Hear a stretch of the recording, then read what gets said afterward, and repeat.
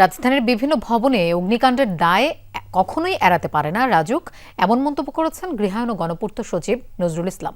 আর RAJUK chairman বলেছেন, ভবন নির্মাণ বিধিমালা অনুসরণ না করার কারণেই মৃত্যু ঝুঁকি তাড়িয়ে বেড়াচ্ছে ঢাকাবাসীকে। সকালে রাজধানীর একটি হোটেলে রাজধানী উন্নয়ন কর্তৃপক্ষ আয়োজিত সেমিনারে এসব কথা বলেন গৃহায়ণ সচিব ও রাজুক চেয়ারম্যান। গৃহায়ণ সচিব বলেন, আইন না মানার প্রবণতার পাশাপাশি রাজনৈতিক প্রভাবের কাছে রাজুক কর্মকর্তারা অসহায়। আইন না মানলে নিরাপদ রাজধানী গড়ে তোলা সম্ভব নয় বলেও জানান তিনি। অনুষ্ঠানে রাজুক চেয়ারম্যান বলেন, ৩,৩৮২টি ভবন চিহ্নিত করে অভিযান চালাচ্ছে রাজুক। বিল্ডিং নির্মাণ সহজ ও কার্যকর করতে ভবন নির্মাণ বিষয়ের সকল সেবা এই ছাতার নিচে নিয়ে আসা জরুরি বলেও মত দেন রাজুক চেয়ারম্যান।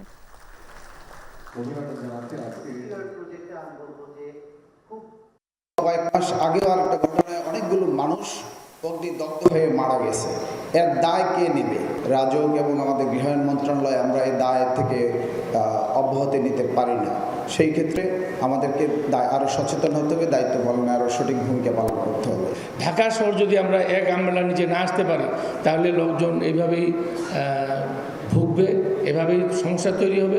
ঢাকার যাবতীয় এই যে সাপোর্টগুলো এক আমব্রেলার নিচে যদি আসে, তাহলে কাজ হবে।